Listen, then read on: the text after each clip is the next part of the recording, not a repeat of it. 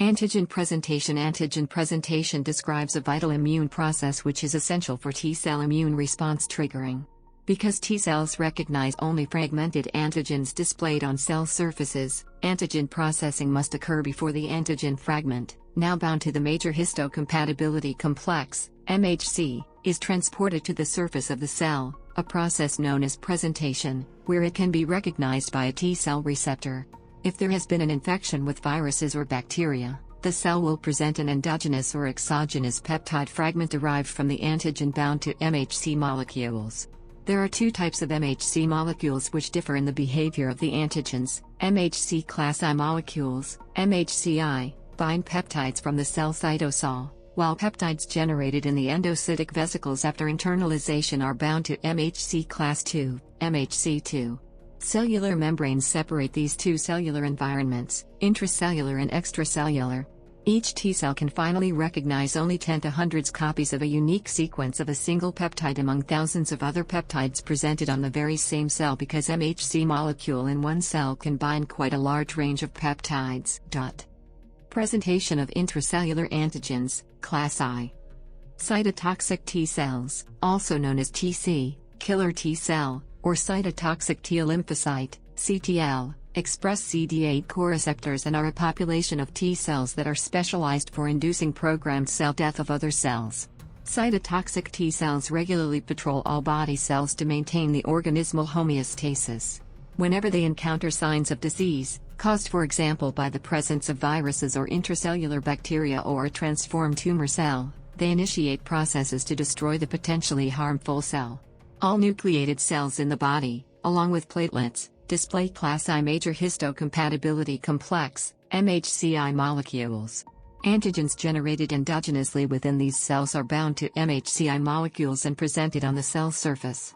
This antigen presentation pathway enables the immune system to detect transformed or infected cells displaying peptides from modified self, mutated, or foreign proteins. In the presentation process, these proteins are mainly degraded into small peptides by cytosolic proteases in the proteasome, but there are also other cytoplasmic proteolytic pathways. Then, peptides are distributed to the endoplasmic reticulum, ER, via the action of heat shock proteins and the transporter associated with antigen processing, TAP, which translocates the cytosolic peptides into the ER lumen in an ATP-dependent transport mechanism. There are several ER chaperones involved in MHC-I assembly, such as calnexin, calreticulin and taposin. Peptides are loaded to MHC-I peptide binding groove between two alpha helices at the bottom of the alpha-1 and alpha-2 domains of the MHC class I molecule. After releasing from taposin, peptide MHC-I complexes, PMHC-I, exit the ER and are transported to the cell surface by exocytic vesicles. Naive antiviral T cells, CD8+, cannot directly eliminate transformed or infected cells. They have to be activated by the PMHC-I complexes of antigen-presenting cells, APCs.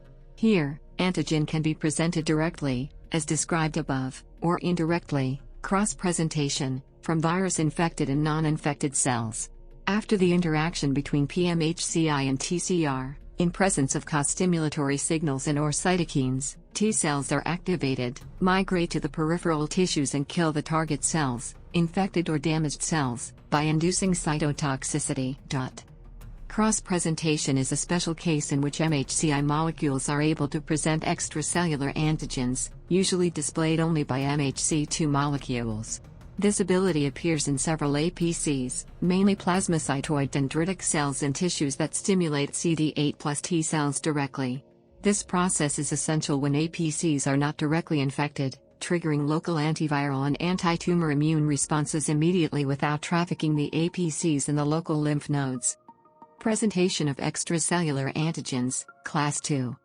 Antigens from the extracellular space and sometimes also endogenous ones, are enclosed into endocytic vesicles and presented on the cell surface by MHC-II molecules to the helper T cells expressing CD4 molecule. Only APCs such as dendritic cells, B cells or macrophages express MHC-II molecules on their surface in substantial quantity, so expression of MHC-II molecules is more cell-specific than MHC-I. APCs usually internalize exogenous antigens by endocytosis, but also by panocytosis, macroautophagy, endosomal microautophagy or chaperone-mediated autophagy. In the first case, after internalization, the antigens are enclosed in vesicles called endosomes. There are three compartments involved in this antigen presentation pathway: early endosomes, late endosomes or endolysosomes, and lysosomes, where antigens are hydrolyzed by lysosome-associated enzymes, acid-dependent hydrolyses, glycosidases, proteases, lipases. This process is favored by gradual reduction of the pH. The main proteases in endosomes are cathepsins, and the result is the degradation of the antigens into oligopeptides. MHC-II molecules are transported from the ER to the MHC class II loading compartment together with the protein invariant chain, 2, CD74. A non-classical MHC-II molecule, HLA-DO and HLA-DM, catalyzes the exchange of part of the CD74, CLIP peptide, with the peptide antigen. Peptide MHC-II complexes, PMHC-II, are transported to the plasma membrane, and the processed antigen is presented to the helper T cells in the lymph nodes. APCs undergo a process of maturation while migrating, via chemotactic signals, to lymphoid tissues, in which they lose the phagocytic capacity and develop an increased ability to communicate with T cells by antigen presentation. As well as NCD8+ cytotoxic T cells, APCs need PMHC-II and additional co-stimulatory signals to fully inactivate naive T helper cells. Alternative pathway of endogenous antigen processing and presentation over MHC-II molecules exists in medullary thymic epithelial cells, MTEC, via the process of autophagy. It is important for the process of central tolerance of T cells, in particular the negative selection of autoreactive clones.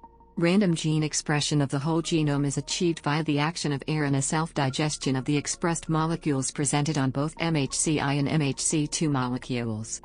Presentation of native intact antigens to B cells. B-cell receptors on the surface of B cells bind to intact native and undigested antigens of structural nature, rather than to a linear sequence of a peptide which has been digested into small fragments and presented by MHC molecules. Large complexes of intact antigen are presented in lymph nodes to B cells by follicular dendritic cells in the form of immune complexes. Some APCs expressing comparatively lower levels of lysosomal enzymes are thus less likely to digest the antigen they have captured before presenting it to B cells.